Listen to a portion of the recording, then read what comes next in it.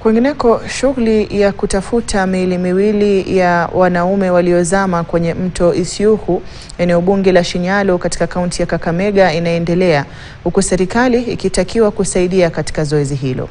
Wakazi wanasema Henry Kisiang'ani mwenye umri wa miaka 35 alijirusha kwenye mto huo baada ya mwajiri wake kumwachisha kazi kutokana na tofauti zao kazini. Inadaiwa kuwa tukio hilo lilimfanya rafiki yake kwa jina Francis Mutoko kujitupa ndani ya mto huo akijaribu kumwokoa, lakini naye pia akazama.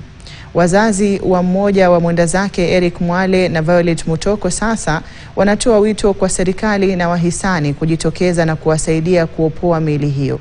Afisa mkuu wa serikali ya kaunti ndogo ya Kakamega Mashariki Wilson Sifuna pia amehimiza juhudi hizo.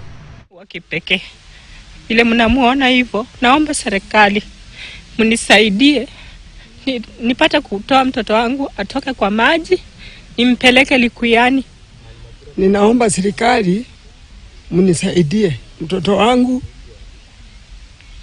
amesama kwa maji. Franco mdogo. Na walikuwa wote pamoja, walipotoka bullfighting mahali, wakatoka pale wakakaa pamoja, lakini ile hali ya kuongea sijui maongezi yao ilikuwa namna gani. Huyu alipotoka kwa nyumba anaelekea kwa maji, huyu wangu akamfuata. Alipomfuata alikuwa anataka kumrescue.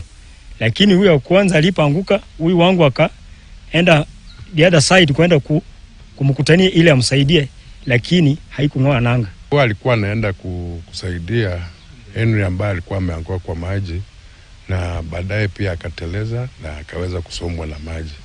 Kufikia saizi hizo miili mbili baada hasijatolewa.